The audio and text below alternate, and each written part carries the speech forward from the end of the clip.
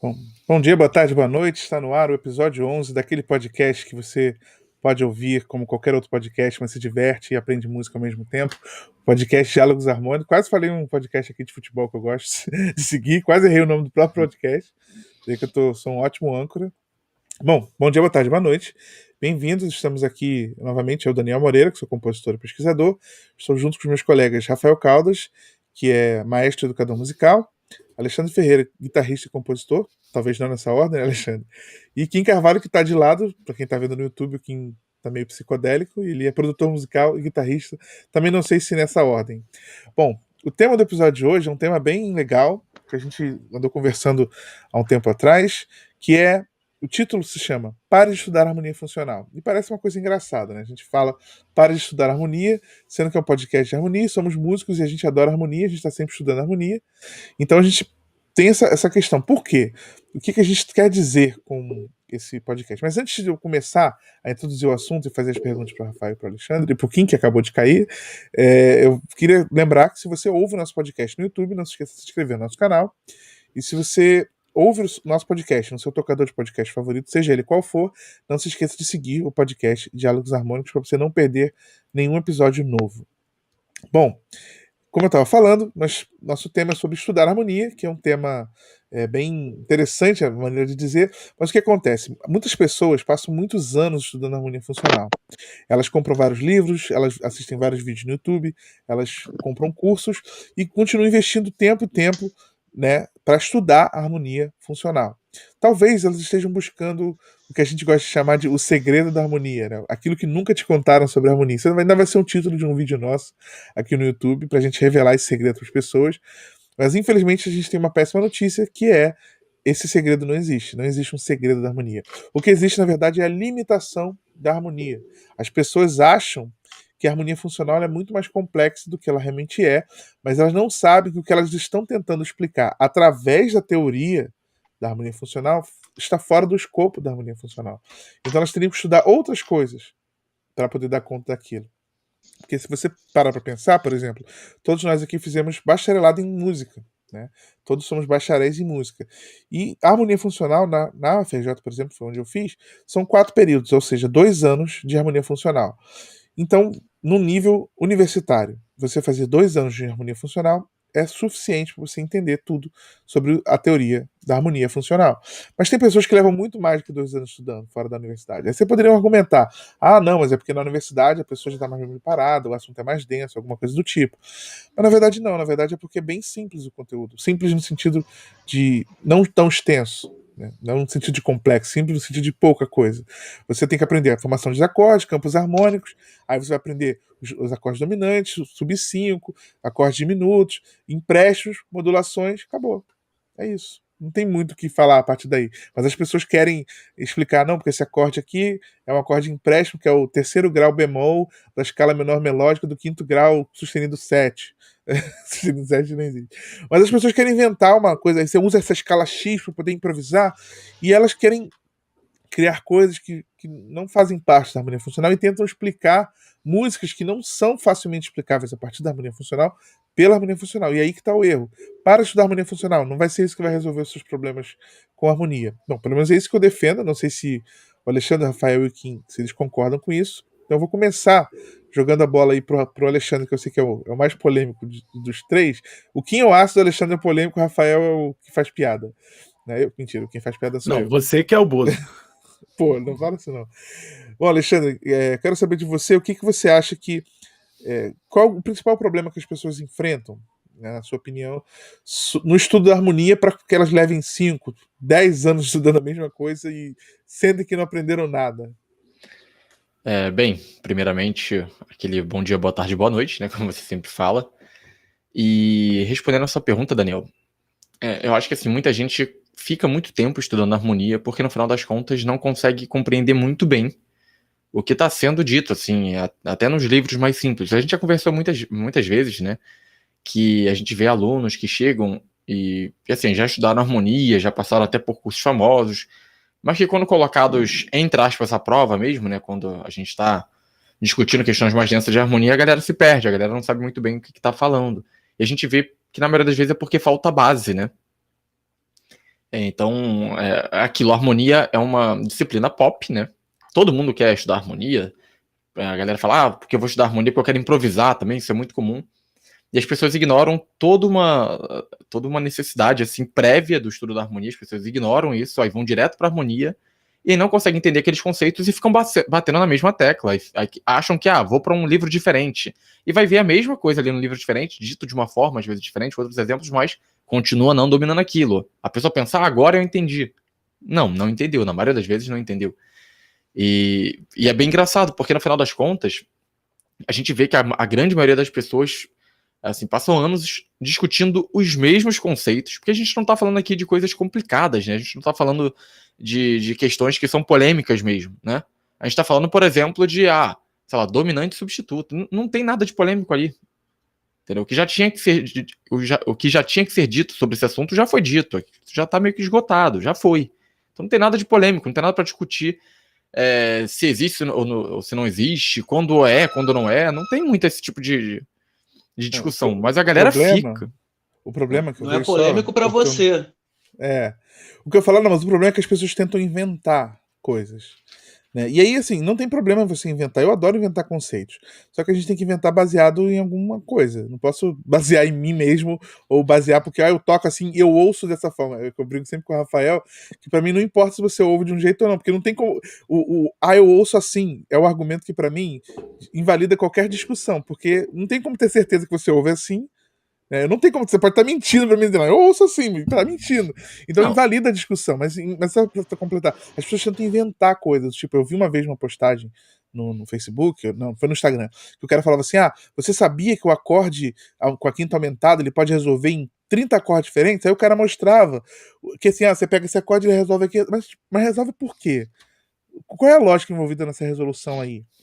Porque parecia que o cara pegou o acorde aumentado e testou todos os acordes possíveis de resolução e os que ele mais gostou, ele marcou como podiam resolver. Mas não tinha nenhuma explicação lógica de por que fazer aquilo. Então o que eu sinto é isso, as pessoas elas querem criar coisas sem ter a base do porquê que as coisas funcionam. Elas não sabem nem por que o dominante resolve na tônica, mas elas querem resolver dizendo que eu posso usar esse acorde aqui para resolver na tônica, mas por quê? Qual é a lógica por trás? Porque olha como é que fica bonito. Pô, isso aí é muito relativo, né?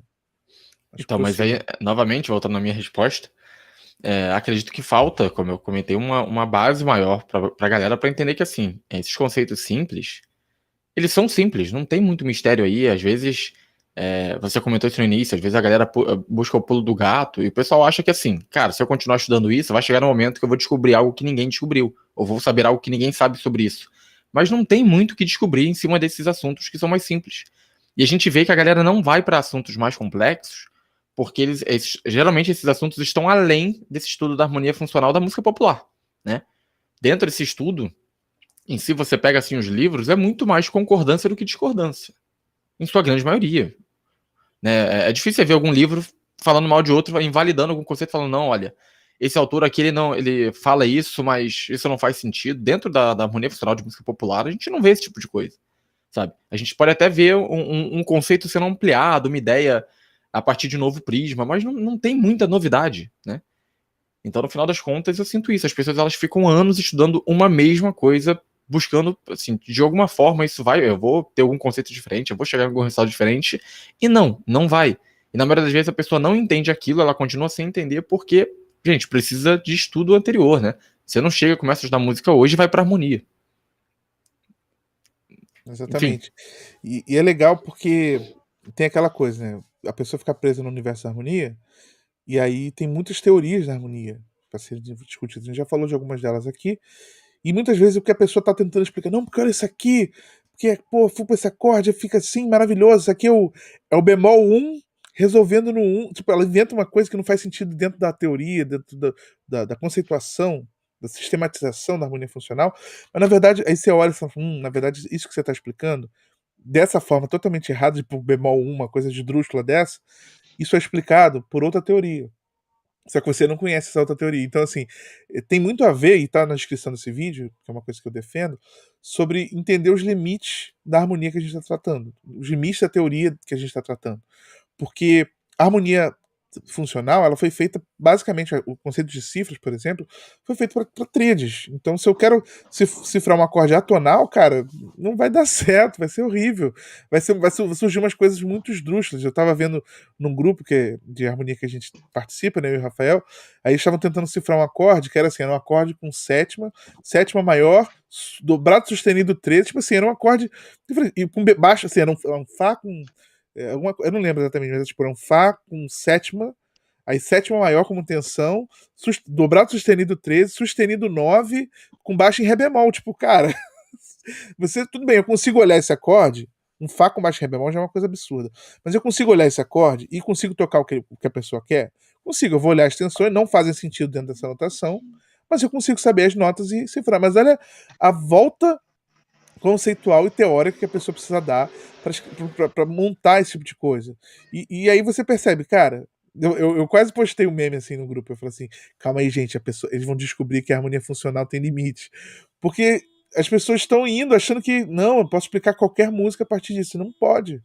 Entendeu? Ela tem um limite muito claro, e as pessoas não entendem isso. Eu acho que passar muitos anos estudando tem muito a ver com isso, de não saber os limites e achar que você pode esticar a corda até onde você quiser. Mas na verdade você já saiu do tonal, já está em outro modo, está no modal, ou você já está numa coisa atonal, pantonal, pandiatônico, esses nomes todos bonitos aí que a gente tem, mas você não sabe aquilo e você está tentando ir por um caminho difícil. E sobre isso eu queria perguntar para o Rafael sobre por que você acha então que as pessoas elas não aceitam os limites da harmonia? Elas não entendem que tem um limite. Elas acham que podem estudar até a hora que quiserem, até o momento, explicar qualquer música a partir daquilo ali. Olha, eu acho que falta muitas vezes uma. Você sabia que antes de eu ensinar harmonia eu faço algumas reflexões antropológicas sobre música? Tipo assim, a minha primeira aula, que é aquela aula onde eu vou conhecer os alunos e tal, de harmonia, eu tento fazer algum olhar antropológico sobre a harmonia funcional e a harmonia tonal que a gente estuda. Ela tá. Quem é que estuda isso? Para que tipo de música ela é feita? Eu acho que só da gente definir qual é o tipo de música que é feito a harmonia tonal, tipo, que quando você ouve Beatles, você está ouvindo a harmonia tonal? Né, aquela questão que a gente já trouxe aqui, nem sempre, cara. Boa parte das vezes a gente não tá ouvindo uma harmonia tonal, a gente tá ouvindo uma harmonia modal, bem simples, bem. Que assim, eu acho que é nesse sentido que eu acho que é difícil, né? Quando a gente começa a analisar Beatles de forma modal, que é uma coisa bem simples de explicar, inclusive pela teoria tonal, é aí que mora talvez a raiz do problema.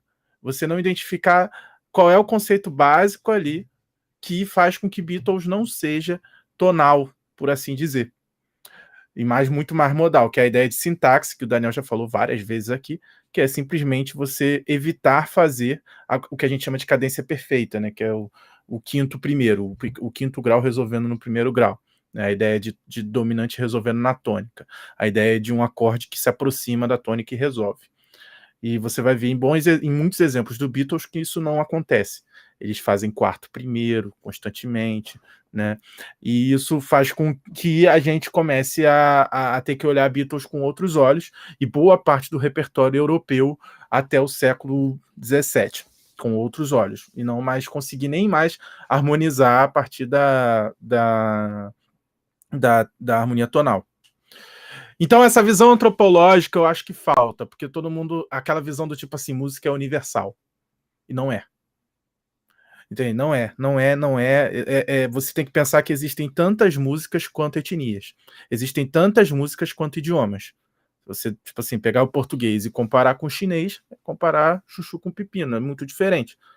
São alfabetos diferentes, estruturas de frases diferentes, modos de falar diferentes, e tudo isso é regido pela cultura. Por isso que eu gosto de falar, de primeiro situar antropologicamente. E dizer que o estudo da harmonia funcional e tonal é eurocêntrico. Entendeu? É eurocêntrico e não tem jeito, e vai ser. Ah, é o pecado ser eurocêntrico? Não, é a nossa música, é o que faz ela ser. Entendeu? Mas a visão é sempre eurocêntrica. Né? É o mais difundido dentro do Ocidente, é verdade. Talvez agora, com a globalização no mundo inteiro, o mundo inteiro talvez escute muito mais, estude muito mais a teoria da música tonal do que qualquer outro tipo de teoria musical. Mas a gente não pode ignorar que existem outras. E que, a partir do século XIX, os compositores começaram, justamente pelo esgotamento do tonalismo, a explorar outras sonoridades. Tanto na música popular quanto na música erudita, ou a música de concerto, por assim dizer. Porque é aquilo, né? Tem um conceito erudito na musicologia que é importante. O que é o erudito? A partir do momento que você começa a organizar, a criar etapas ali, a estudar aquilo ali, você já eruditizou a coisa. Então, o que é o erudito? Todo mundo acha que a música de concerto é a música chama de erudita. Besteira. Entendeu? Não quero sair do assunto, mas é só como uma visão antropológica, ela começa a botar em xeque várias coisas. E até fazer isso que o Daniel falou. Dá limite, cara. Porque senão você começa a querer estudar uma coisa que não faz sentido dentro daquela abordagem. É igual eu querer estudar pop, uma música do Michael Jackson, à luz do samba. Eu vou me perder. Só porque, sei lá, tem um exemplo que ele tocou com o Olodum, né? O Arabatãs lá. Eu vou pegar e vou analisar Michael Jackson a partir dos pressupostos rítmicos do samba. Não faz nenhum sentido. Eu acho que é isso que o Daniel quer dizer, né? É só uma reflexão antropológica que falta, talvez, no início do curso da pessoa. Quando ela começou a lidar com aquilo ali, aquela reflexão antropológica, olha, isso é para música europeia, tá? Ou melhor, isso é para música ocidental e tonal. Acabou. E aí o material fica limitado. Não sei se vocês concordam, não sei o Kim acha, o Alexandre acha. Tem muito disso, da gente tentar... entender os limites das coisas são muito importantes para tudo que a gente faz, né? Por exemplo, eu tenho que entender o meu limite em termos de trabalho. Para quê? Para que eu não tenha um infarto, para que eu não morra trabalhando, ou para que eu não faça menos do que eu deveria. Eu tenho que conseguir entender o meu próprio corpo para entender o meu limite, saber para até onde eu posso ir. Isso é uma coisa que a gente faz normalmente, né? No dia a dia a gente faz, apesar que muitas vezes a gente acaba trabalhando além do limite, mas é além do limite um modo de dizer, além do limite normal, porque se fosse realmente além do limite a gente morreria, a gente não aguentaria. O nosso limite é isso, se eu tô vivo ainda tá no limite, não sei por quanto tempo, né? É tipo você querer pegar um carro 1.0, subir uma ladeira na terceira marcha a 80 km por hora, cara, não vai, você não vai conseguir, o carro vai morrer, você vai forçar, pode dar problema. Então entender os limites da teoria é muito importante pra gente conseguir de fato saber o que estudar, como estudar. E aí eu jogo a pergunta agora pro Kim. O Kim, com toda a sua acidez, vai poder nos brindar aí. O Kim, o que você acha sobre, por exemplo, a pessoa está estudando harmonia há 10 anos. Ela já leu 20 livros, já comprou 50 cursos, assistiu 30 vídeos no YouTube. Mas você pergunta para ela vem e fala: que acorde é esse? É um Fá com baixo em Ré. Então ela ainda vem com uma coisa assim. Aí parece o quê? Que a pessoa estudou 10 anos, esse tempo todo, livros e tudo, e não sabe o que, como o Alexandre falou, não sabe o básico da teoria que ela diz que está estudando. Qual é a sua opinião sobre esse tipo de coisa? Eu acho que o título do vídeo serve perfeitamente. Para de estudar harmonia, cara. Vai estudar teoria. Eu complementaria dessa forma. Porque você está estudando harmonia, você não sabe o que você está estudando. Você não sabe o básico. O que você pensa sobre isso? De forma educada, ele está estudando errado durante esses 10 anos. Ou seja, como se não fosse nada. Tipo, na forma mais direta, ele está sendo burro, né? Porque, assim, se você passar 10 anos estudando um negócio e não entender, então, assim, me desculpa, sabe? Além disso, as pessoas que estão no entorno dele, se ele tem algum entorno musical, as pessoas estão sendo sacanas com ele. Porque é aquele tipo de coisa que, tipo... Peraí que tô com um alarme aqui.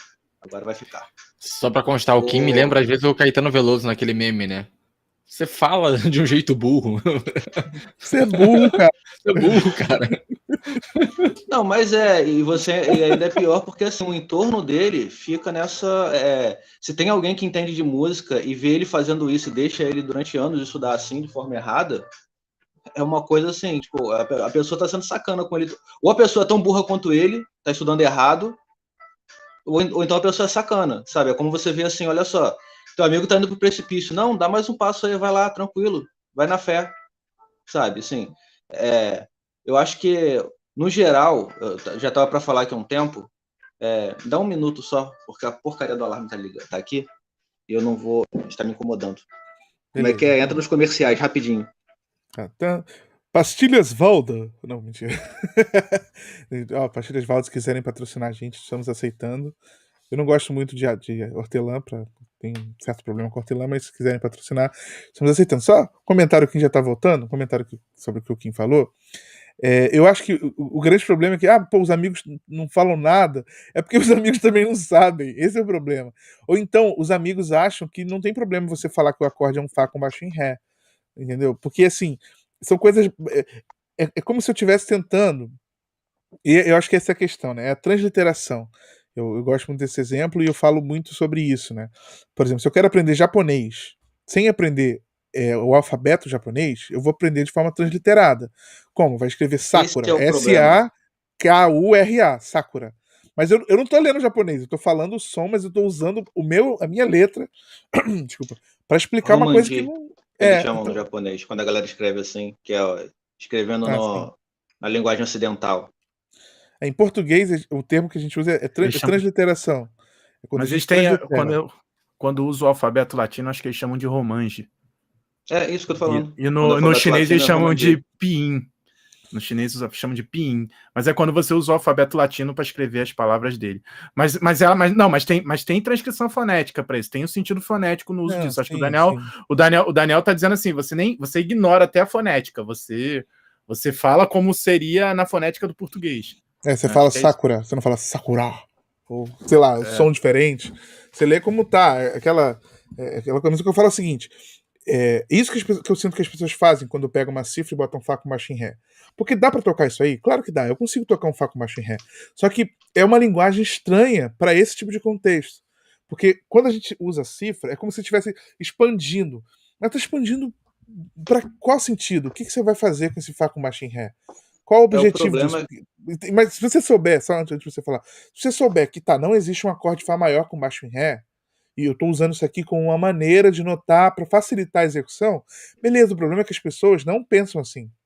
Elas pensam que não, Exatamente. se eu posso botar no baixo, o acorde existe. Aí você fala, pô, cara, entendeu? Aí sai da teoria. Essa questão que a gente já tinha Porque as falado, falta a pessoas, base. Falta a as base. pessoas têm medo de teoria. Tem aquela ideia burra de que a teoria vai ser limitante, porque a teoria é isso, a teoria é um bicho de sete cabeças, aquela coisa toda. E novamente a gente vem aquele exemplo, né? Tipo, o cara vai para ir, tipo, do Recreio para Barra, ele fala, não, porque tem um caminho aqui super irado que eu vou aqui por Santa Cruz, pego a Avenida Brasil, vai rapidinho. Saca? Nessa ânsia de ficar com medo de entender, de sentar e ler um livro, de Isso que entender ele a tá na teoria. Barra, né? Só pra contextualizar, que mora no Rio, o cara tá na Barra, né? Tem um caminho aqui que é ótimo, né? Vai lá pra linha amarela. Exatamente. Né? Você, como é que é Pra quem não eu mora no vou Rio, Barra e de Recreio são vizinhos. E o Kim tá falando, ao invés de eu ir de um lugar para outro, eu dar uma volta na cidade do Rio de Janeiro inteira para chegar no é lugar. como se eu fosse assim, mais amplo. Vamos botar assim, eu vou do Rio para Belo Horizonte via São Paulo. Quem estudou o mínimo de geografia sabe Pior dessa porra. ainda, por Roraima, né? Por Roraima é sacanagem. Primeiro que Roraima não existe, né? Não, é o Acre que Roraima, não um abraço existe. aí. Sacanagem, né? O pessoal de Roraima e do Acre, tô brincando. Não, a Roraima existe sim porque eu tenho família lá, hein? Eu sei porque minha Aí, mãe tá já foi vendo? e ela voltou, então existe mesmo. Jesus. Como é que A não pode? ser que Tu enganaram ela e minha avó Tem durante um um vídeo, mês. sem saber disso, sem saber disso, mas tem um stand-up do Porchat que eu acho maravilhoso, que ele fala que ele foi pro Acre e que ele tava achando assim, até o momento dele chegar lá, ele tava achando que ele ia descer, o pessoal, pegadinha, não existe o Acre. Ele falou que ele só acreditou que existia quando ele desceu, né? É muito bom esse stand-up, procurem no YouTube que vale a pena. Porchat patrocina nós. Caramba. Hashtag patrocínio. Bom, mas eu tenho uma coisa que eu gostaria de compartilhar aqui, que o Alexandre até comentou um pouco mais cedo. Deixa eu ver se eu consigo aqui. Pra quem tá no YouTube, pô, você deu super bem. Pra quem não está no YouTube, vai ter que ir pro YouTube depois assistir. Deixa eu só ver aqui se eu tô compartilhando certo. Sim, estou compartilhando. A gente fez uma live há um tempo atrás, eu e o Alexandre, sobre níveis de harmonia, sobre como identificar o seu nível de harmonia. E aí, só para a gente poder trazer essa discussão, para quem está vendo, a gente vai falar, se você está só ouvindo o podcast, não tem problema. Então a gente fez uma coisa que a gente chama da Triforce da harmonia, tá? Aqui, seria isso aqui, na verdade. A Triforce do estudo da harmonia. Aí eu botei até o link aí. o link do Zelda. O nome dele não é Zelda, como a gente já falou. O que acontece? Ó, a Nintendo vai processar a gente, hein? Não. A gente tem os fundamentos. A Nintendo vai patrocinar a gente, é diferente. Exatamente. Eu aceito um Nintendo Wii. Bom, se bem que nem tem mais o Wii, qual que Vocês agora não que tem? conhecem a Switch, bem cara, é Nintendo, antigo. mas tudo bem. Switch. Não, eu Switch, conheço, eu tenho Você- Switch, pô. Eu tô Aham. antigo, na minha época era o Wii ainda. Não, eu tô Mas falando então, como a Nintendo se comporta. O melhor sim. ainda é o Super Nintendo, não tem jeito, é imbatível. 64 também era muito bom, Mario. Mas vamos voltar aqui, gente. Ó, fundamentos seria a base da teoria da harmonia. O aperfeiçoamento seria a gente desenvolver esses fundamentos. E o domínio seria você ir além da harmonia. E no meio, segurando isso tudo, tem a prática. Que é isso que a gente acredita. E a gente dividiu, né, para as pessoas saberem o nível que ela tá, da seguinte forma: os fundamentos, você tem o nível 1, seriam os estudos preliminares de harmonia. Eu vou avançar, que eu acho que o próximo slide vai mostrar melhor. Aqui, ó. Então, o nível 1 seriam os estudos preliminares de harmonia. E aí a gente aprenderia o quê? Partitura, intervalos, escalas maiores, escalas menores, ciclo das quartas, ciclo das quintas e modos eclesiásticos. Isso é o básico. Se você não sabe nada disso, você não pode nem começar a estudar harmonia. Poder pode, mas vai ter falha de formação. A gente sempre bate nessa tecla. No segundo nível, você teria o quê? Os acordes, em que a gente vai aprender formação de acordes, tríades, tétras, Só inversão, para nota comentar uma coisa pedal. aqui rapidinho, né? Essa questão que é muito importante só para a galera que está ouvindo ver. Olha só, no primeiro nível já tem partitura, tá vendo?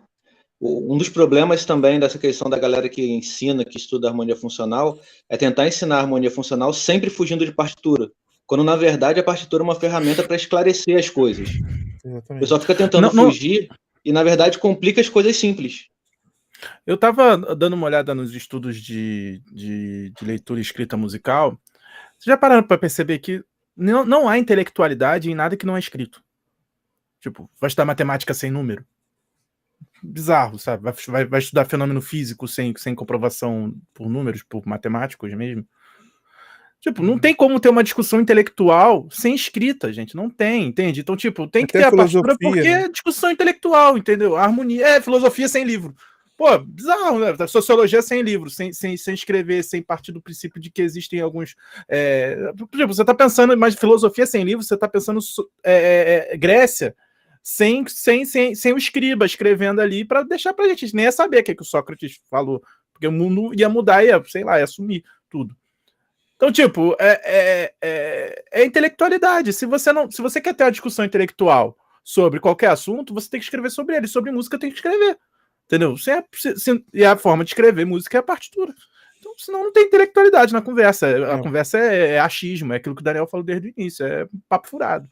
Entendeu? O problema é que as pessoas acham que a cifra é uma notação suficiente, né? Não é. A cifra é uma adaptação para uma coisa mais fácil.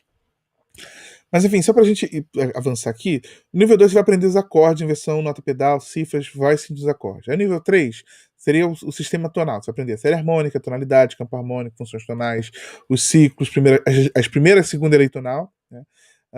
Movimentos fundamentais e as escalas dos acordes. No nível, aí esse seria o primeiro nível, os fundamentos. Esses são os fundamentos da harmonia. Se você não sabe, ou se você tem dúvida em qualquer um desses assuntos aqui que a gente citou, cara, você não tem os fundamentos. Aí vamos para o nível do aprofundamento, que a gente vai aprofundar os conhecimentos de harmonia, que é o que a maioria das pessoas chamam de harmonia funcional. Então, vai entender o trítono, função dominante alterado, sub-5, terceira lei tonal, dominante secundário, segundo cadencial, acordes diminutos. Aí você vai expandir cromaticamente, quarta lei tonal, acordes alterados, empréstimo modal, da quarta lei tonal está aparecendo 2 vezes, né? Misturas tonais, função mediante, quinta lei tonal, modulação, e fecha isso com harmonização e reharmonização, entendendo o conceito de harmonização endógena, exógena, análise melódica, ritmo harmônico, cadência, funções sintáticas, harmonização pela linha do baixo, relações entre harmonia e arranjo. E aí você fecha o que seria harmonia funcional. Acabou basicamente aqui. Aqui a gente tem a ideia do que seria harmonia funcional. E aí o que seria a expansão disso? A gente iria para a harmonia modal, conhecendo as leis modais, conhecendo o campo harmônico modal, os modos sintéticos e os modos alterados, as funções modais. Quem acha que não existe função na música modal, existe função, você pode pensar. Modulações, misturas de modos. Aí você vai para outras técnicas harmônicas, harmonia quartal, harmonia negativa, harmonia cromática, cluster, poliacorde, cluster é nosso nome, né? Cluster, poliacordes, regiões funcionais expandidas. Aí, além da harmonia funcional, a gente poderia pensar em teorias acústicas da harmonia, relações transformacionais, operações de PLR da teoria neymarniana, simetrias, tonetes, polos hexatônicos, representações geométricas, espaços de condições de vozes, espaços de alturas, teoria de conjuntos relacionados, para citar algumas, porque tem milhões de teorias para explicar harmonia, além da harmonia funcional. Então o que acontece é o seguinte: eu falei um nome aqui, harmonia negativa, que é uma coisa que todo mundo acha legal. Olha onde está a harmonia negativa. Pra gente, na nossa ideia de níveis, estaria no 8º nível. Aí a pessoa quer estudar harmonia negativa vendo um vídeo no YouTube do Collier ou de qualquer outra pessoa, sendo que ela não sabe formação de acordes. Ou ela não sabe o que é um voice, ela não conhece as leis tonais, ela não sabe o que é um ciclo funcional, ela não conhece série harmônica. Então, assim, essas são as falhas de formação. Sem você entender o básico, você não consegue avançar, você não consegue ir para um conteúdo mais denso. E o problema é que as pessoas acham que esses conteúdos mais densos, eles fazem parte do conceito de harmonia funcional. Mas eu diria que a harmonia funcional ela termina aqui no nível 6, que você aprende harmonização e reharmonização. A partir disso, são coisas que vão além da harmonia funcional. Tá? Além da ideia funcional, porque você vai estudar harmonia modal, que não faz parte da harmonia funcional. Quando a gente fala harmonia funcional, estamos falando de um conceito tonal. Tem um acorde de empréstimo e tal, mas é tonal. A música modal ela é uma outra visão da harmonia funcional, chamada funcional. Mas esse é o grande problema. Tem um capítulo até que é um capítulo fundamental, que é funções tonais, né? Que é a maneira como a gente analisa. Na verdade, ela chama harmonia funcional por justamente o olhar sobre a harmonia ser funcional, a partir das funções tonais, né? E não outras funções. Porque aquilo que o Daniel falou, você vai estudar harmonia modal, tem funções modais. Mas no caso da harmonia funcional, a gente vai trabalhar com as funções tonais. Exatamente. Então tem essas questões, assim, é muito difícil ver as pessoas quererem estudar harmonia negativa, como eu falei, sem saber coisas básicas, entendeu? E aí surgem as formações, surgem as coisas esdrúxulas. Eu vejo uma outra questão também, porque me parece que as pessoas elas vão estudar harmonia não como um fim, né? Não é como se a harmonia fosse um fim em si mesmo. Tipo, poxa, eu quero estudar harmonia. É como se a harmonia ela fosse só uma pequena ferramenta para a pessoa que, na verdade, ela quer improvisar. Vejo com uma certa frequência. E aí é um estudo completamente capenga, né? Ela poderia estudar improvisação tendo uma base bem frágil de harmonia, né? Mas se concentrar isso. Mas eu diria que o domínio da harmonia realmente ajudaria muito na improvisação, né, para a pessoa. Só que ao tentar estudar harmonia como uma forma de visão apenas para improvisar, ela acaba pegando uma coisa muito capenga da harmonia, né? Então o entendimento... É a receita da bomba, né? O pessoal decide estudar harmonia só por causa da improvisação e quer fugir da teoria. Aí no final, tipo, pega um monte de conceito errado que acha que harmonia é aquela velha história de, por exemplo, para ficar no exemplo básico, tipo, o acorde é maior com sétima, mete modo lídio. Pronto. Tipo, esse tipo de coisa assim, né? Que o pessoal pega uma visão completamente deturpada, assim, esquece que a harmonia é todo um contexto, uma relação entre os acordes. Não, tipo, fica aquele Frankensteinzinho assim, mas funciona, beleza. Como é que várias gambiarras funcionam até não funcionar mais? E aí? Eu acho que muita gente também quer aprender percepção pela harmonia, e aí os pressupostos são outros, entendeu? Existe uma coisa que é a parte analítica, né? Você analisa o que está ali, e a escuta, né? Então, tipo, às vezes a pessoa, a ideia dela, eu quero pegar uma música de ouvido no violão e saber os acordes e sair tocando, né? E aí ela começa essa questão de fugir, né? Tipo aquela pessoa que quer fazer estudo de idiomas e quer aprender a ler, e só quer falar, não quer aprender a ler. Tipo, eu quero fazer, mas só conversação. Tipo, fica um troço muito difícil de aprender, sabe? Sem a escrita, né? Como eu falei, não tem intelectualidade. E em alguns casos fica até impossível, como a gente estava citando o caso aqui do japonês. Vai só aprender a falar, aí te botam no Japão, você vai conseguir se virar? Não vai nem ler, não vai nem chegar nas coisas, não vai conseguir ler as placas, não vai conseguir fazer nada. É por aí mesmo. Mas a grande questão aqui é que tem gente que às vezes só precisa de um trabalho de percepção também, né? Além da teoria. De ouvido, né? O cara fala, se eu entender mais a harmonia, aí você vai lá e faz uma coisa toda analítica, onde você mostra, mas, cadê a parte do estímulo sonoro? Aí você pede para a pessoa pegar uma questão melódica simples, já não consegue. Já tem a limitação imensa. Você pede para ela escrever um ritmo simples, ali já há uma limitação imensa. Aí, pô, vamos pensar que a harmonia é a combinação de vários sons. Você não conseguir nem trabalhar com um, ou com a combinação de sons que são um depois do outro, né? De um de cada vez, um depois do outro. Imagine trabalhar com vários sons ao mesmo tempo, um depois do outro. Isso necessita um processo, necessita metodologia para chegar lá. Uma coisa é você ir direto ao ponto, entender a parte analítica da coisa, a parte teórica da coisa. Outra coisa é você conseguir fazer. Na música, entre entender e fazer, há um espaço imenso. Né? Entre você entender a coisa teoricamente e depois conseguir aplicar na prática, é um espaço imenso. E aí, quando envolve estudos de percepção, os pressupostos metodológicos são outros, que são muito diferentes de simplesmente você expor ali as coisas acontecendo. Enfim, o que muita gente também, eu acho, tem a galera da improvisação, mas tem muita gente que acha que estudando harmonia vai conseguir pegar as coisas de ouvido com mais facilidade. É claro que consegue, mas se tiver as bases perceptivas não estiverem sólidas, vai ser muito difícil, muito difícil. Você pode até entender o acorde, conseguir montar e tal, mas sem a base perceptiva sólida fica difícil. Concordo, assim.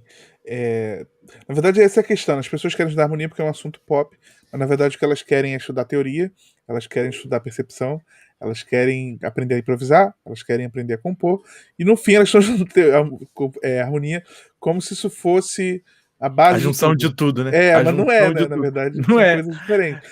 Você até consegue, por exemplo, na faculdade, vamos trazer um pouquinho para nossa realidade, a gente tem lá aula de harmonia, tem aula de percepção, tem aula de composição, a gente tem aulas separadas dos assuntos. É aula de percepção. As pessoas querem juntar tudo numa coisa só. E não é a harmonia que vai te dar esses conhecimentos. Não é estudar harmonia que vai necessariamente te ajudar a tirar música de ouvido. Não é estudar harmonia que vai necessariamente te ajudar a improvisar melhor. Claro, saber ela harmonia também vai ajudar. É bom, exatamente. Ela vai contribuir, mas não é a principal base. Né? E aí, Alexandre, quem querem complementar alguma coisa sobre isso? Não, na realidade concordo com tudo que vocês comentaram, né? No final das contas, a galera acha que a harmonia vai resolver a vida, né? Imagina, a gente vai entrar na faculdade. Música, né? A gente vai entrar na faculdade, vai ser tipo harmonia 1, harmonia diferente 1, harmonia não tão harmonia 1, né? Harmonia perceptiva. 1. Harmonias não harmônicas. Harmonia aplicada 1. Né? Harmonia. Então, quando você harmonia vê a harmonia melódica, harmonia rítmica. Exatamente, né? Aí depois de fazer 13 disciplinas de harmonia por período, você se forma. Na verdade, você baixaria o quê? Você baixaria a harmonia. Exatamente. Porque basicamente isso. Pegar o tempo que eu falei de exemplo, a pessoa estuda 10 anos de harmonia. Cara, esse é o tempo de quê? Uma graduação, mestrado, doutorado. A pessoa é doutora em harmonia. Só que ela acha que Fá com baixo em Ré existe. Imagina um doutor em harmonia falando uma coisa dessa. É um absurdo. A questão é que as pessoas estudam errado. Eu defendo uma tese que toda vez que eu falo, o Alexandre e o Kim falam que é bem pesada. Não é meio uma tese. Eu acho o seguinte, eu acho que assim, é uma estatística que eu tirei de mim mesmo, tá? Não tem um dado real. A estatística de mim mesmo. Tu valeu todos os teus pensamentos. Não, como é que essa vendo? Se você estuda harmonia, você faz esse tipo de coisa. Se você estuda errado a harmonia... É aquilo, fonte, vozes da minha cabeça, né? Fonte, voz da minha cabeça, exatamente. As vozes da minha cabeça... Não, mas o que eu digo é o seguinte, eu tô brincando, né? Porque assim, eu acredito, vendo os vídeos no YouTube, a gente sempre fala, os vídeos no YouTube não se aprende harmonia pelo YouTube, a não ser que seja no nosso canal ou outros canais sérios, né? Tem um canal muito legal do Nelson Faria, que ele fala coisas legais, tem um canal do Matheus Stars, sem fazer propaganda também para os concorrentes, mas tem canais que são sérios, pessoas formadas em música. O canal do Michael Machado é interessante, ele tem coisas bem interessantes no canal dele também, né? Que também é um ex-professor do conservatório. Exatamente. Tem o Alan Bell, que eu sempre cito ele, que é um compositor aposentado já, mas é um compositor canadense que tem um vídeo, se você sabe falar inglês. Se eu não me engano, o vídeo dele tem alguns tem legendas em vários idiomas, em português também deve ter, porque ele tem um trabalho de parceria com várias pessoas. Ele produz conteúdos muito legais na internet sobre orquestração, contraponto, harmonia. Mas o que eu falo é o seguinte: você pegar canais sérios, de pessoas sérias. Porque não é porque a pessoa tá no YouTube com um canal de 15 milhões de seguidores e ela tá falando coisas de harmonia que fazem sentido pra você, que tá certo. Porque nem tudo que faz sentido está certo. Eu posso convencer você das coisas mais absurdas na música e vai fazer sentido. Porque não é só porque faz sentido que a coisa está certa, que realmente é aceitável academicamente, que é prático, que não tem nenhuma falha conceitual, porque a gente consegue falar muitas coisas absurdas a partir de coisas que fazem sentido. Então, assim, tentar aprender por qualquer canal, de qualquer fonte, de qualquer maneira, é furada. E o que eu defendo, e aí vem a estatística que eu falo, é que assim, a maioria das pessoas, eu faço a maioria, 51% é a maioria, tá? Só pra deixar claro que eu não tô dizendo que é 90% nem 80%, ou seja, muitas pessoas que ensinam harmonia ou que acham que sabem harmonia, na verdade não sabem harmonia. Ponto. Eu defendo assim que as pessoas acham que sabem harmonia, porque elas improvisam há não sei quantos anos, porque elas tocam com pessoas há não sei quantos anos. Ah, porque eu já toquei com Michael Jackson, porque eu já toquei com Tom Jobim, porque eu toquei. Me tocou, mas não, uma coisa é tocar, mas saber, conhecimento teórico, não sabe. E a gente fala isso por quê? Porque as pessoas acham que sabem harmonia e falam muitas atrocidades por aí, falam muitas besteiras, muitas coisas absurdas por aí. E aí a gente começa a ver, então, na verdade, essa pessoa não sabe harmonia. Então ela sabe, ou ela está sendo desonesta intelectualmente, de falar uma coisa que ela sabe que está errada, mas que vai funcionar, ou que vai fazer sucesso. O vídeo vai ser um clickbait, que as pessoas vão, maravilhoso, o segredo da harmonia. O cara ensinando aqui que você pode usar o acorde de sol menor com sétima maior para preparar como sub-5 o acorde de si bemol. Você fala, cara, mas de onde ele tirou isso? De que lógica é? Toca para você ouvir. Aí você toca e fala, ficou bonito, mas me explica melhor isso aí. Não pode ser só do nada. Se você me explicar, não, porque tem a nota Fá sustenida, você tem o Sol e essa nota resolve assim, assim, assado, e me dê uma explicação lógica, isso faz sentido. Hoje eu vou dar uma aula de harmonia vocal na UFRJ, e a aula que eu vou dar é sobre, é a parte que eu mais gosto, é uma aula sobre teorias acústicas da harmonia. Então eu vou falar sobre série harmônica, vou explicar o porquê que a gente sente que o acorde resolveu no outro. O que significa resolver? É só porque é bonito, porque a gente se acostuma, porque as notas se aproximam? Tem toda uma explicação aí por trás que é interessante. Daí que a maioria das pessoas que falam que eu sou mestre em harmonia, sou perito em harmonia, as pessoas não fazem ideia, elas só reproduzem coisas que elas já ouviram, que elas tocaram e soa legal e é isso.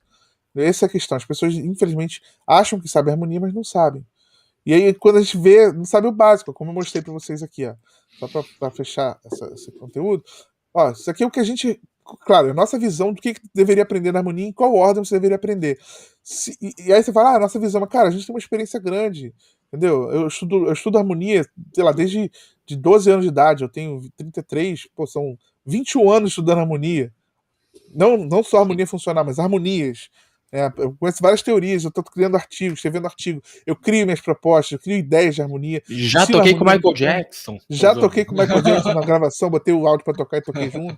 Entendeu? Eu toquei junto. Não com ele, com a música dele. Brincadeira, mas. Então a gente como é que é? Você tocou junto com o Michael Jackson. O Michael Jackson que não tocou junto com você. Você tocou junto com ele. É tipo aquele relacionamento sério que a pessoa ainda não sabe. Rapaz, tu não sabe a relação espiritual do cara. Não, tu falou assim, tu Jackson baixou lá e ele tocou com o Michael Jackson. Tipo assim, eu tenho um amigo que ele foi para Portugal uma vez, aí voltou pro Brasil, e aí ele postou no Facebook dele, assim, uns 3 meses depois que ele tava namorando com a menina de Portugal. Aí um amigo nosso perguntou, cara, mas ela sabe? É tipo isso, assim, ela sabe que vocês estão namorando, né? Claro que sabe, né? Mas é tipo isso. Não, eu toquei com ele que não sabia que tava tocando comigo, porque eu tava, né, no CD. Mas enfim. Foi Mas pro show dele, levei um violão, né? É mais pra mostrar essa ideia, assim, que existem muitas coisas. Claro, eu sempre bato na tecla, eu falei tudo isso, a pessoa acha que sabe harmonia, mas não sabe. Mas eu sempre bato numa tecla também muito importante, que é o seguinte: a harmonia não é uma ciência exata. Então não existe algo que é. Isso aqui é indiscutível na harmonia. Outras coisas são indiscutíveis, todos os autores e academia vão argumentar, mas não é uma ciência exata. Então, quando a gente fala, tô falando isso também pra também dar uma aliviada no que eu falei, foi meio. Dei uma diquinha aqui, foi meio ácido. Mas é porque, assim, quando a pessoa fala, eu vou usar o mesmo exemplo, Fá com baixo em Ré, fala, eu tô tocando um Fá com baixo em Ré.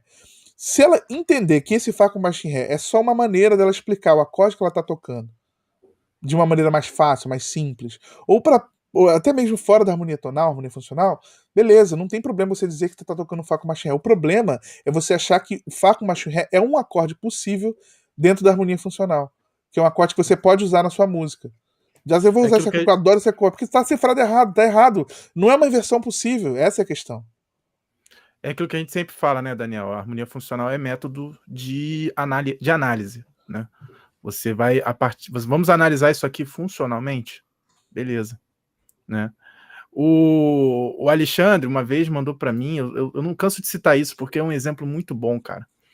Ele mandou para mim uma sistematização de acordes para músicas de filme, que eu usei numa live do Maestria. E, cara, o cara não estava sendo nem funcional, nem gradual, o cara não estava sendo nada. Ele só falou assim: olha, se você seguir esse acorde assim, você vai ter um efeito tal. Se você seguir o acorde assim. Ele não estava preocupado. Ele até fez algumas conexões no texto, no artigo dele, com a teoria neo-riemanniana. Mas ele não estava nem preocupado em dizer que ele estava sendo tonal ou não. Ele só estava dizendo assim: relações entre tríades maiores e menores. Só isso, sabe? Eu acho que é o escopo. Isso está no texto da descrição aqui. É o escopo, é o foco que você está dando. Ou seja, é o foco. O foco da harmonia funcional é um foco a partir das funções tonais, né? E existem diversas maneiras de você abordar aquilo. Se você quer sair daquilo, não é problema nenhum. Erik Satie já fez isso lá no século XX, com música para piano, em todos aqueles gimnopédies, Gnomonicense. Debussy fez isso também, bastante, sabe? Você, Rafael, invejável. Tô brincando, continua aí. Entende? Esses franceses, os franceses neoclássicos fizeram isso bastante, sabe? Poulenc, Hindemith, que não é francês, é alemão, e outros, sabe? Enfim, esses caras fizeram isso bastante no século XX, e eles não estavam preocupados em explicar dentro da harmonia funcional, simplesmente faziam. Né? Claro que dá para você pegar ali muita coisa funcional, dá, mas você tem que saber o limite da ciência. É o limite da ciência, é o limite da matéria, é o limite da disciplina. Exatamente. Vamos fazer uma coisa que a gente não costuma fazer aqui. Não sei se o pessoal. Então, tem muita gente assistindo a gente agora ao vivo. Escrevam aqui o que vocês acham, o que a gente está falando faz sentido. A gente pode interagir de repente com as pessoas, né? E assim, a gente pode ver o que vocês acham, se faz sentido essa ideia de que tem um limite para harmonia funcional, porque muita gente acha que não tem, né? Que você pode usar harmonia funcional para analisar uma música do Debussy, ou para analisar uma música do. Eu gosto muito daquele. Como é que é aquele cara do jazz que faz música para orquestra? Episódio em Blue, como é que é o nome desse compositor? É o Gershwin. Então, as pessoas acham que vou analisar a harmonia do Gershwin com a harmonia. Cara, tem muita coisa ali que vai além, entendeu? Debussy, ele usa uns acordes tonais ali, um acorde com sétima maior, mas vai além, cara. Ele tá pensando de outra forma. Se você analisar Gershwin só com harmonia, você tá reduzindo o Gershwin a muito... Cara, Gershwin, você pega a clarineta do Gershwin, sabe? Quando ele coloca junto com trompete, com surdina, você tem que fazer uma análise tímbrica ali, uma análise textural, que pode ser até mais rico ou tão rico quanto a análise harmônica, sabe? Você não vai conseguir descrever a música de Gershwin só com harmonia, porque vai muito além, sabe? Não, com certeza. Pensar que a harmonia funcional é o universo, é pegar a parte, o tudo pela parte, na verdade, né? Então, assim, acho que é isso que o pessoal tem que ter na cabeça, assim, cara, novamente, volta lá no início, tipo, perca o medo da teoria, que você vai ver que o que você achava que era o universo inteiro, na verdade é só uma parte dele. Então, na verdade, como a gente defende aqui, ele não vai podar a sua criatividade, ele só vai te abrir espaços para você entender coisas que você faz, entender muito mais coisas, assim, entendeu? É isso, vai abrir sua cabeça. A teoria é feita para abrir a sua cabeça, não é para tipo, te podar, não é para te limitar. Teoria não é limitante. A teoria ela é uma ferramenta para te ajudar. Brincando aqui, eu acho que quando se a gente falar que a harmonia resume tudo, é como achar que a única coisa que faz um carro é um motor, né? Imagina, bota na Fórmula 1 um carro em cima quadrado. Do motor e anda. Né? Não, pega um carro de Fórmula 1, né, coloca ele quadrado e vê se ele com o melhor motor do mundo vai conseguir passar os outros, né? Sem uma questão, sem questão de aerodinâmica e tudo mais, né? É uma coisa que muita gente ficava focada na Fórmula 1, que é muito legal de se ver, que é um ótimo comparativo, todo mundo ficando motor. Uma das coisas que mudou completamente a dinâmica da corrida foi a tal da asa móvel. Que o cara abre aquilo, muda tudo e o cara consegue ultrapassar. E aí todo mundo começou a falar sobre uma questão aerodinâmica que durante muito tempo o pessoal ignorava e que fez total diferença na dinâmica da corrida. Isso porque eu sou ignorante em corrida, sabe? Mas tem questões de pneu. Só faz racha em Jacarepaguá. A própria questão dar uns cavalos de pau. Na época de Senna, de Prost, né, que teve se eu não me engano, acho que é o Williams em 93, que na verdade acho que a grande mudança foi um sistema automático de controle de suspensão. E assim, um negócio que não teve nada a ver com potência de motor e fez o carro ser assim soberano durante a temporada inteira. Não, igual o próprio pneu, né? Tem um pneu de chuva, tem um pneu de sol, tem um pneu híbrido que é meio chuva, meio sol, e às vezes a pista tá um pouco molhada. Isso é estratégia, se você vai... Ou então você vai começar com um tanque totalmente cheio para fazer menos paradas, se você vai fazer mais paradas. Isso tudo influencia na corrida. E não tem nada a ver com o motor, como o Alexandre falou. Entendeu? E também tem a ver com muitos fatores, de fato, né? E eu acho interessante, essa comparação achei muito feliz, porque existem certas coisas que são padronizadas. Tipo, o teu motor tem que ser desse jeito, o pneu tem que ser desse jeito. A maneira como você vai usar é que vai fazer total diferença. Então, a harmonia, cara, funcional, já esgotou. O que importa é a maneira como você usa. Agora, os conceitos, o estudo, tá esgotado, né? Tá pronto. Aqui a Norma falou que concorda com a gente que tem limite, né? Então, legal, realmente, de fato tem esse limite, e conhecer o limite, eu vou até mudar o verbo, ao invés de ser conhecer, aceitar que tem um limite, faz com que você possa pensar melhor sobre como estudar. E aí talvez você veja, cara, acho que não é para estudar harmonia funcional. Se você já tem uma base sólida de teoria, já tem uma base bem construída e você sabe as coisas bem, talvez seja o caso de você então estudar outras teorias fora da harmonia tonal. E não estou falando de harmonia de música atonal, de teorias atonais, mas de teorias fora desse escopo de cifras, de graus e funções, uma coisa diferente. Como, por exemplo, a teoria neo-riemanniana, que a gente sempre cita aqui, é uma boa teoria para explicar muita coisa. O que o Rafael falou da música do cinema, ela é muito explicado pela teoria neo-riemanniana, que é uma teoria de transformação. Você se preocupa com o acorde da maneira como ele se transforma para o outro. E isso tem a ver com a diferença que a gente sempre fala da harmonia tradicional para a harmonia funcional. A harmonia tradicional eu entendo. E depois que eu comecei a formular isso, externalizei isso em turma, em conversas com vocês, em lives, isso para mim ficou muito claro. A harmonia funcional, ela é uma harmonia abstrata. Ela é uma harmonia que a gente trata assim, tem um acorde de primeiro grau, foi para esse aqui, tem um sub-5, sei o que, isso que lá. A harmonia tradicional, ela é concreta. É esse acorde aqui e ele se move para esse outro acorde assim. Entendeu? Porque quando eu falo, Rafael, toca aí um Ré menor, Fá e Sol 7, Dó. O Rafael pode tocar de qualquer forma esse Ré menor, qualquer forma esse Fá, de várias inversões, várias formas diferentes. Agora, quando eu escrevo na partitura, e aí vem a harmonia tradicional, esse jeito, ó, essa nota aqui, esse Fá, vai se manter do Ré pro Fá, vai se manter pro Sol, e depois ele vai descer pro Mi. Eu tô deixando claro o voice leading, né, a condução de vozes. Isso faz toda a diferença na hora da gente pensar a harmonia.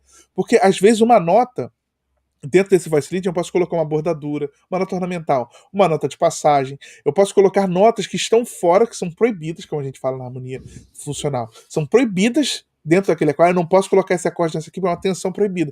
Mas da maneira como ele foi utilizado, como uma apogiatura, uma nota de passagem, uma nota ornamental, dá uma cor incrível pro acorde, mas ele está justificado a partir da condição de voz. Então, quando a gente torna as coisas concretas, isso abre a mente. Então, eu até diria assim, se você quer melhorar o seu conhecimento de harmonia funcional, estuda também a harmonia tradicional, vai estudar a harmonia 4 vozes, pega um livro, por exemplo, tem tantos livros aí, tem o livro do Hindemith, né, que é curso elementar de harmonia funcional, curso condensado. Tem ele aqui também, curso condensado. Curso condensado de harmonia vocal, Paul do Hindemith. Estuda ele, você vai conseguir muito. É um livro pequenininho, custa, sei lá, R$20, eu paguei R$20. É um livro que você vai aprender sobre harmonia. Toda vez que eu sei que aqui, ó, minha estante tá até com um buraco. Toda vez que eu pego um livro da estante, eu vou colocando ele aqui em cima, e aí eu não coloco de volta. Tem um livro de harmonia, e aí eu tenho que em algum momento organizar minha estante de novo. Mas enfim. Eu recomendo usar Macós. Zamacós também é muito bom. Só que bom. os Amacóis não tem em português, né? Mas essa versão espanhol. minha aqui tá em espanhol. Eu tenho aqui essa relíquia, que toda vez que eu pego, eu fico com medo de pegar uma doença, que é o livro de harmonia do Hugo Riemann, o criador da teoria funcional. Só que olha esse é olha a cor foda. das páginas.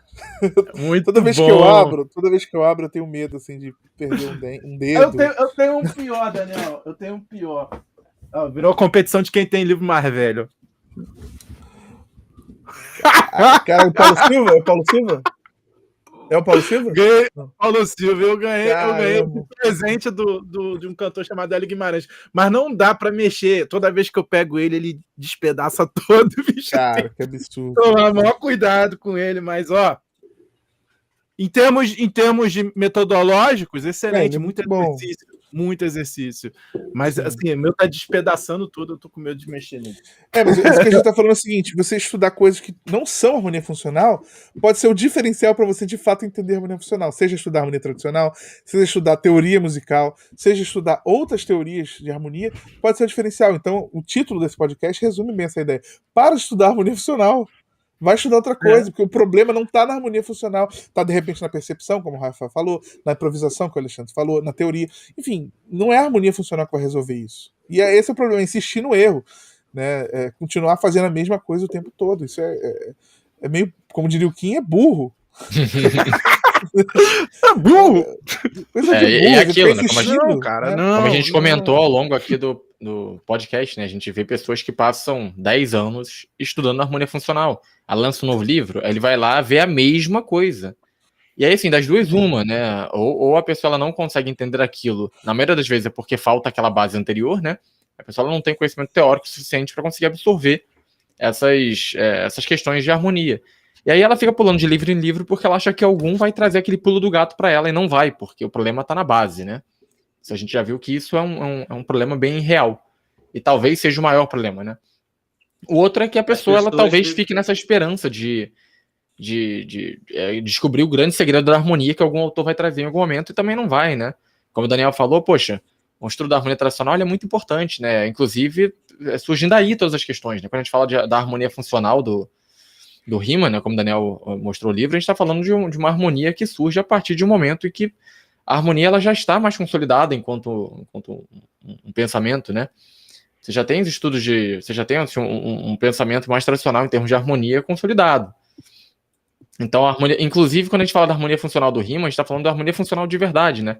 Porque a maioria dos livros que a galera pega para estudar são livros de harmonia funcional a partir de uma visão bem mais simplificada, das coisas mais condensada e quase que, sei lá, pasteurizada, né? Criada ali naquela década de 30, ali nos Estados Unidos, né? Aquele pensamento de Big Band, de jazzístico, né? É uma outra coisa, não é a mesma harmonia funcional. Eu queria até fazer uma pergunta para vocês. A harmonia funcional, para vocês, se resume a Riemann? Ou estou falando a harmonia na essência, tipo a metodologia do ensino da harmonia funcional? Bom, ele é o pai, mas tem muita coisa depois dele, né? Que foi feito, que desenvolveu as ideias. Mas ele é o cara que teorizou a grande parte. E, assim, ele não é perfeito, tem vários problemas, várias falhas.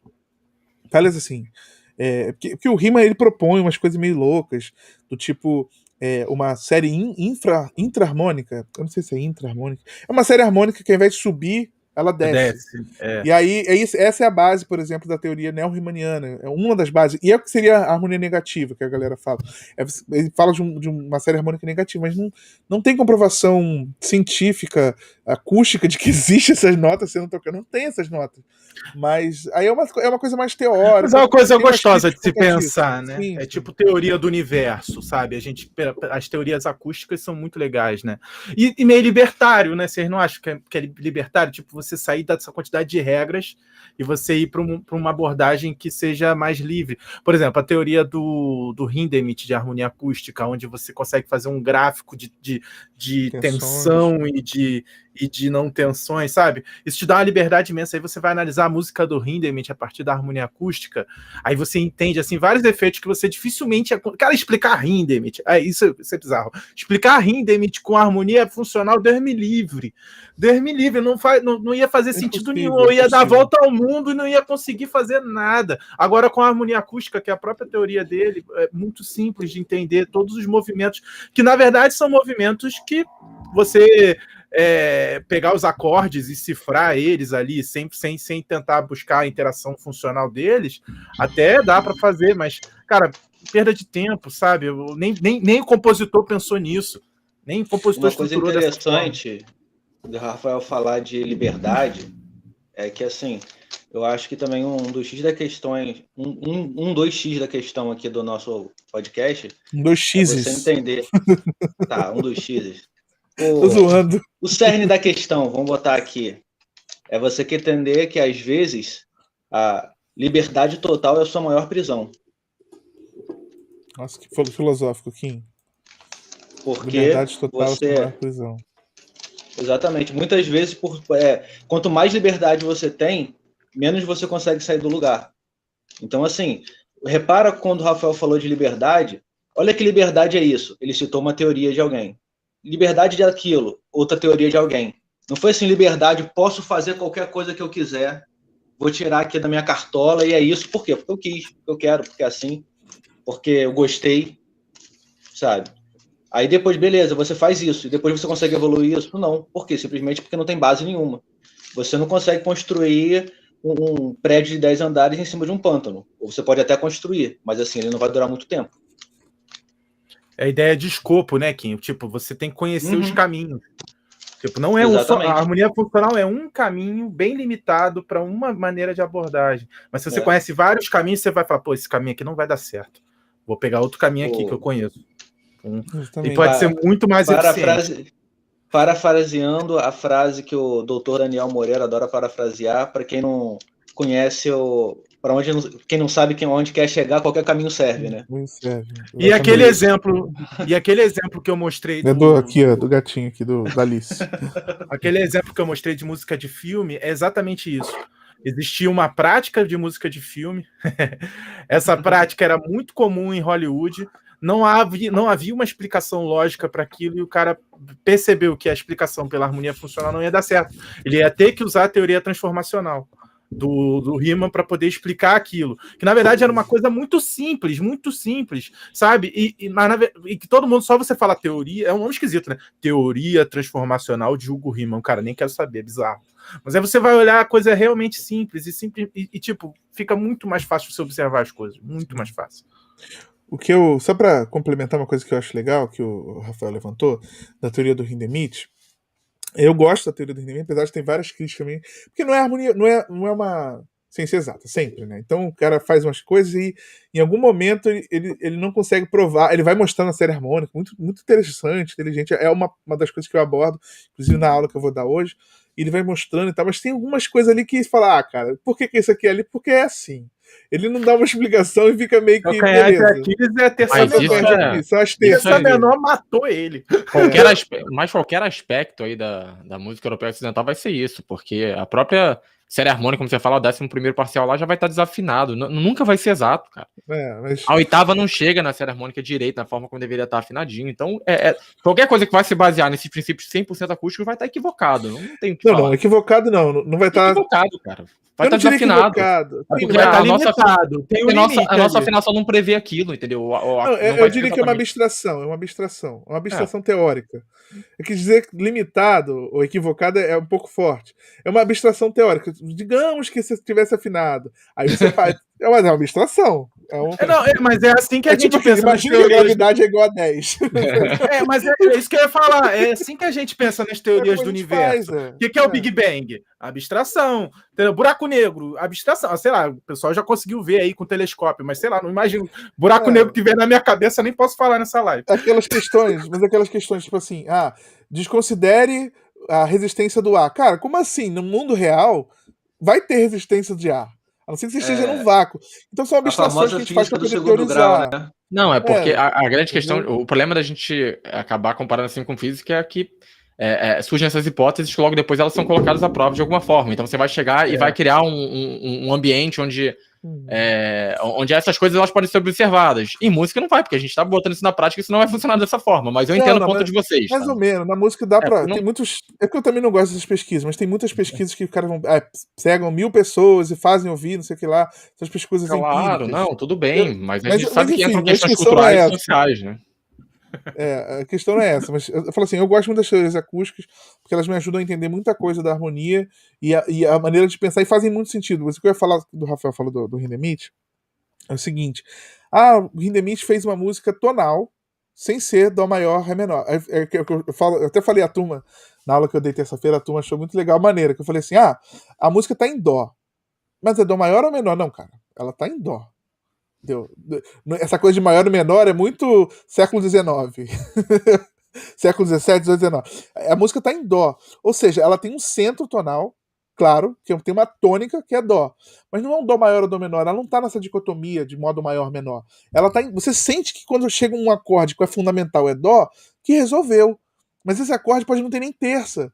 Ele pode ser um acorde quartal e você ouve como resolveu. E aí a teoria do Hindemith ela vai explicar esse tipo de coisa. E é interessante porque as pessoas falam, mas eu não quero saber esse tipo de música. Mas ao saber a teoria do Hindemith, e é isso que eu vou ensinar na minha aula de hoje, ao saber a teoria do Hindemith, você começa a ver a música tonal com outros olhos. Você entende? É por isso que quando eu faço o quinto primeiro, eu escuto como resolvendo, porque tem uma questão acústica envolvida. É por isso que quando faz esse movimento, soa estranho, porque tem essa questão aqui envolvida, que o Hindemith vai explicar a partir da teoria dele, que por mais que tenha problemas, ajuda a entender muita coisa. Então você começa a ver que, de fato, faz sentido na música do Hindemith e faz sentido na música tonal. Só que o problema é que as pessoas querem continuar na harmonia funcional, e aí volta a repetir o título do vídeo. Para de estudar harmonia funcional, vai estudar outras coisas. Tem muita coisa para estudar. Posso fazer um pequeno adendo sobre o Hindemith? Se for estudar o Hindemith, pelo amor de Deus, o Hindemith se baseia muito na dissonância. Na verdade, a consonância é um ponto de... Porque o que acontece? Tem uma galerinha que gosta... É por isso que música tonal é feia, porque o Hindemith falou que as consonâncias, a série harmônica tá na natureza do som e tudo mais. Calma, tá? Calma, vai com calma aí, porque essa questão da série harmônica não tem nada a ver com mais bonito, melhor, pior. Tem a ver realmente com o estudo da natureza do som para você conseguir compor e analisar músicas. E o mais legal do Hindemith, dentro da teoria dele aplicada, é quando ele vai trabalhar as dissonâncias, não as consonâncias. As consonâncias é o que a gente espera, é a maneira como a dissonância entra ali com um tempero, com uma coisa interessante. Mas eu já vi isso, por que eu chamei para fazer esse adendo? Porque eu já vi uma galerinha não estudar o Hindemith direito, estudar um pedacinho do Hindemith e justificar que música tonal é ruim porque não segue a série harmônica, não segue a natureza do som. Não é por aí não, tá? Existe música tonal ruim, existe música tonal boa. Existe música atonal ruim, existe música tonal boa. E existe da linguagem. E existe música tonal sem lirismo nenhum, e existe música tonal que é altamente lírica. É só você pegar o Schoenberg, o Alban Berg, esses caras são líricos demais. Você ouve, assim... Lírica eu quero dizer, assim, no ponto de vista da frase musical, no ponto de vista de você... Tem muita beleza, eles têm um cuidado imenso, eles têm uma melos, uma técnica de melodia muito boa. Dificilmente eu pego uma coisa do Alban Berg que eu fale assim, pô, isso é feio. Não.